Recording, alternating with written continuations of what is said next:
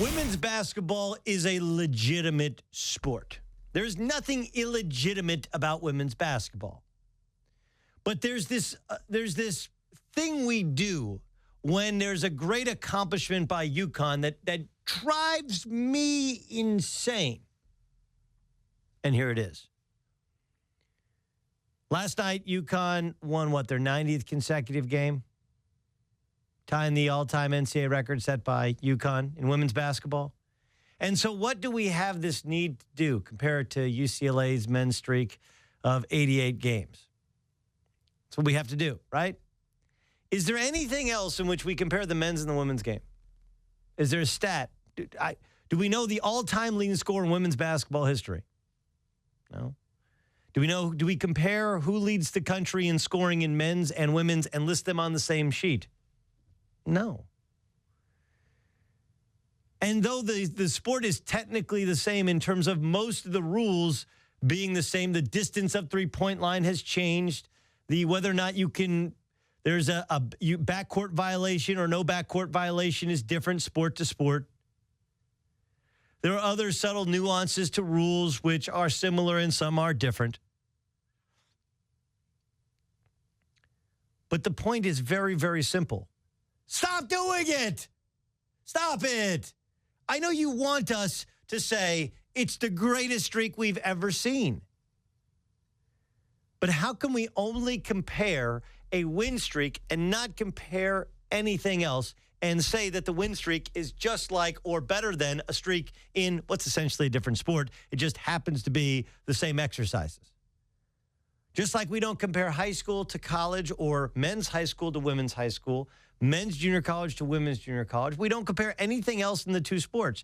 UConn on CBS Sports Network, our network home, stomped South Florida. Absolutely eviscerated South Florida, who somehow was ranked 20th in the country. And I'm told by some people, when I tweeted this out last night, that I'm a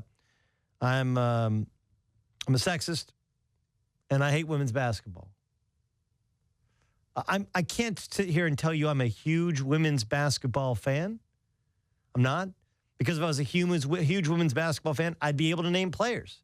I'd be able to talk about teams. I'd be more fluent in it. I'm not. I can appreciate the best of the game and the consistent level of dominance. But in an effort by so many in the media to validate a sport, they actually invalidate it because what are you doing comparing the two?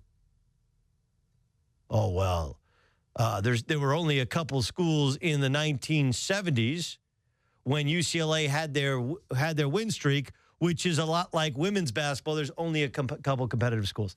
Actually, herein lies the biggest difference. In addition to the fact that the sexes are different, the sports are different. UConn's team, and this year's team is a rebuilding team, right? UConn's team still has an incredible depth of talent. And yet the game has exploded in terms of number of scholarships available. Not sure if you know this. Women's basketball offers 2 more scholarships than men's basketball offers. Okay? So there are 350, I think it's 351 Division I teams. If you have a men's Division I team, you have to have a women's Division I team. So do the math quite quickly, and you'll start to understand that there are not 1,800 women's basketball players that are at the level. You're spreading out the talent, watering down the product, with the exception of UConn, who continues to load up with the best of the best and who is inarguably the best coach in the sport. It doesn't mean that Gino can't coach. It just means he hasn't coached in men's basketball. It doesn't mean that the streak isn't valuable, isn't appreciated, we can't appreciate it. It just means please don't compare it to a men's basketball streak. It's different. And we do this all the time in sports. In our effort, our fervent desire to give women their rightful due when they're great at whatever they're doing, we actually end up diminishing it by forcing it in there.